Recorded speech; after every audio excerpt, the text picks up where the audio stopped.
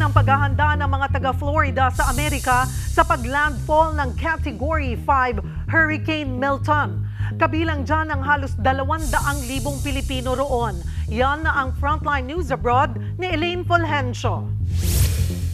Hindi pa man nakakabangon mula sa hagupit ng Hurricane Helene na halos 300 ang nasawi. Panibagong bagyo ang pinaghahandaan sa Amerika kung saan posibleng maglandfall ang Hurricane Milton bukas. Ang mga residente gumawa ng sandbag na makakatulong para hindi pasukin ng baha ang kanilang mga bahay, lalo't coastal town din ito. Ang ilan sa kanila maaga nang lumikas kasunod ng mandatory evacuation. Kaya ang mga kalsada, bumper to bumper ang traffic. Nakahanda na rin ang mga evacuation doon. Ang stadium na yan kayang umukupan ng 10,000 residente. Base sa monitoring ng National Hurricane Center, itinaas sa Category 5 ang bagyo. Ibig sabihin, mahigit 249 kilometers per hour ang taglay nitong lakas na hangin. Pinag-iingat din ang posibleng hanggang 12 talampakang storm surge o daluyong ng bagyo. Yan yung pagtaas ng tubig sa dalampasigan na nagdudulot ng malawakang baha. Kaya naman ang Embahada ng Pilipinas pinaghahanda ng mga Pinoy na nasa Florida dahil sa posibleng banta ng matinding ulan at baha.